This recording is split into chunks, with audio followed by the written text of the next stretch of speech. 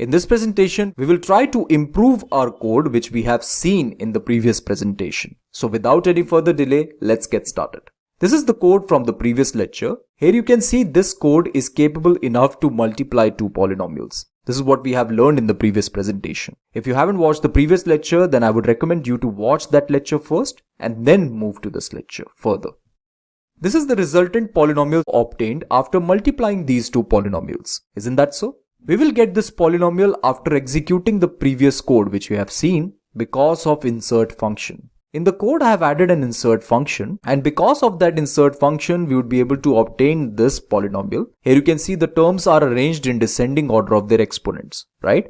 This is only possible because of this insert function. This is what we have learned in the previous presentation. Now I just want you to focus on this part of this polynomial. 20x cube plus 21x cube plus 5x cube. You can clearly see this, that all these terms are like terms. We can actually add them to further simplify the expression, isn't that so? We can add these like terms to further simplify the expression. We just have to add their coefficients. How to add these like terms? It is very simple to add these like terms. We just have to add their coefficients. And after the coefficient, we must place the x to the power cube. This is the expression before simplification, and this is the polynomial so obtained after simplification. Here you can see that 20x cube plus 21x cube plus 5x cube will give 46x cube. And you can see that this is the expression so obtained after simplification. Isn't that simple?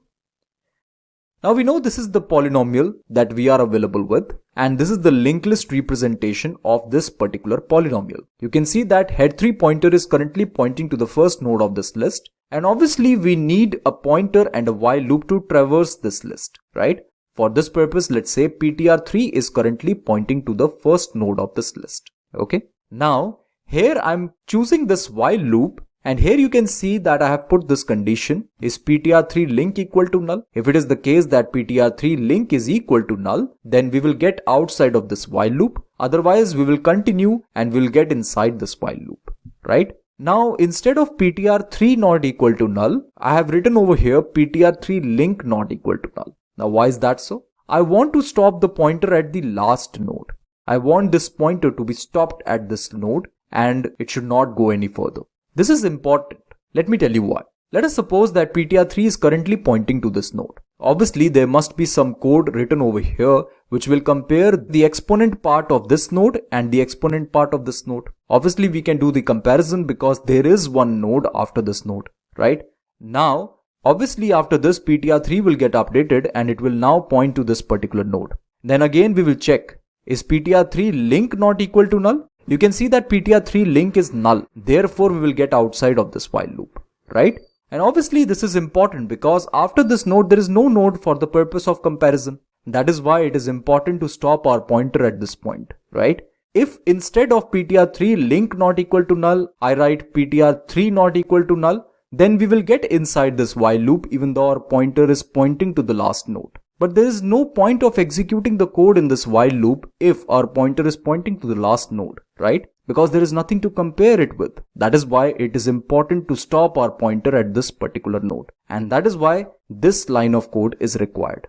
Now the next step is to check whether ptr3 expo is equal to ptr3 link expo or not. Obviously we must check whether ptr3 expo is equal to ptr3 link expo or not. That is why I have written this code inside this while loop. If ptr3 expo is equal to ptr3 link expo, then ptr3 coefficient must be updated by ptr3 coefficient plus ptr3 link coefficient. And then after this, ptr3 must be updated by ptr3 link. Let's try to understand this code line by line. We know that ptr3 link is not equal to null, so we will get inside this while loop. Now we will check this condition. Is ptr3 expo equal to ptr3 link expo? You can see that ptr3 expo is not equal to ptr3 link expo. Therefore, this condition is not satisfied. Hence, this line of code will get evaluated, which means that ptr3 is now updated and it will now point to this particular node. After this, we will again check this condition. Is ptr3 link not equal to null? You can see that ptr3 link is not equal to null. Therefore, we will get inside this while loop and we will check this condition. Is ptr3 expo equal to ptr3 link expo? Obviously, it is not the case, right? ptr3 expo is not equal to ptr3 link expo. Hence again this condition is not satisfied, and we will again evaluate this line of code, that is ptr3 equal to ptr3 link. Now ptr3 is pointing to the third node of this list. Now we will compare the exponent part of this node and the exponent part of this node, right? We know that they are not equal. Hence this line of code will again get evaluated, which means that ptr3 is now pointing to this particular node. Now we will compare the exponent part of this node and this node. You can clearly see this, that the exponent part of this node is equal to the exponent part of this node. Hence this condition is satisfied. So we will get inside this if construct, and here you can see I have written this line of code, that is ptr3 coefficient equal to ptr3 coefficient plus ptr3 link coefficient. Now what is ptr3 coefficient? ptr3 coefficient is 20, ptr3 link coefficient is 21. We'll simply add them. 20 plus 21 is 41. And then after this, I want that the result must be stored in the ptr3 coefficient only. So we'll replace this 20 by 41. That's it. Now after this, it is important to remove this particular node. Isn't that so? There is no requirement of this node. Obviously, this node must be removed. For this purpose, we will keep one temporary pointer temp, and here we must assign ptr3 link to temp. That is, I want this pointer temp to point to this particular node. And then after this, I want that the link part of this node must get updated so that this node can point to this particular node, right? For this purpose, I will put this line of code. ptr3 link must be equal to ptr3 link, right? ptr3 link must be updated by ptr3 link. That is, I want this node to point to this particular node, right?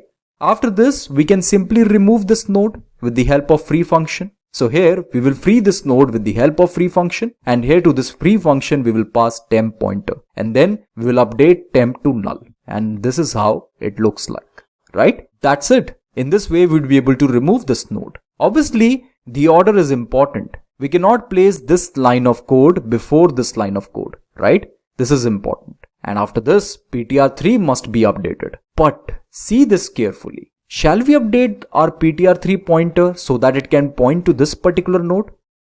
Obviously not, because you can see that the exponent part of this node is equal to the exponent part of this node. Therefore, 41 must be added to 5. If we update ptr3, then we will lose the reference to this particular node. So that is why I am asking this question. Shall we move our pointer? Obviously not. We should not move our pointer. Okay. That is why it is important to put this line of code with an else part.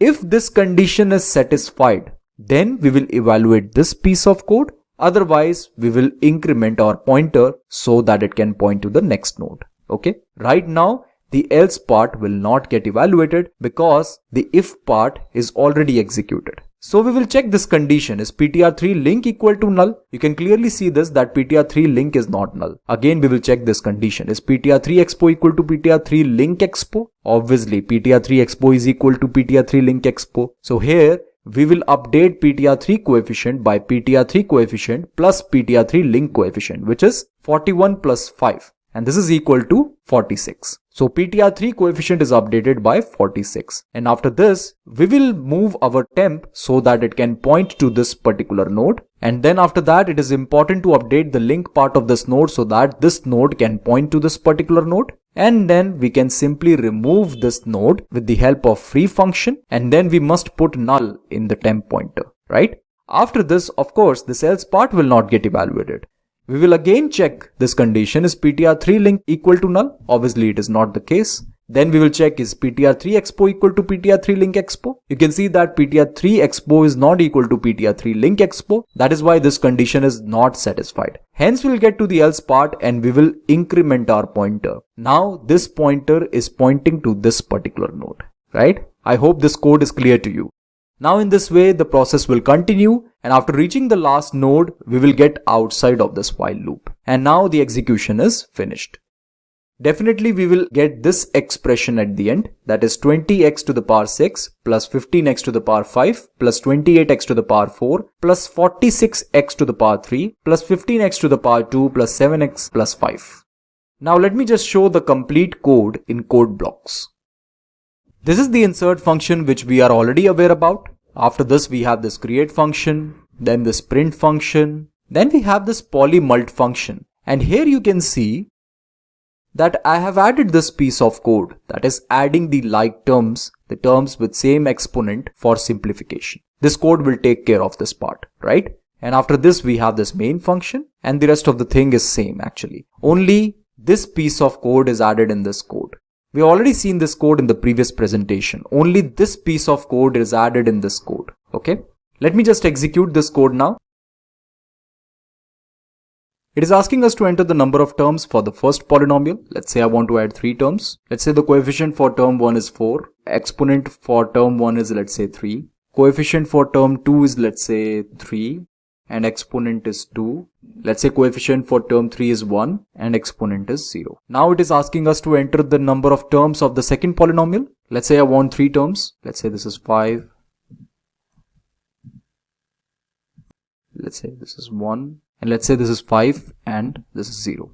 This is the expression before simplification. You can see this is 20x to the power 6, 15x to the power 5, 28x to the power 4, 20x to the power 3, 21x to the power 3, 5x to the power 3, and then 15x to the power 2, 7x to the power 1, and 5x to the power 0. And this is the expression so obtained after simplification, that is 20x to the power 6, 15x to the power 5, 28x to the power 4, and after this we have 46x to the power 3. You can see these 3 terms are added, 20 plus 21 plus 5, and then after this we have 15x to the power 2, 7x to the power 1, and 5x to the power 0. This is the result so obtained, right?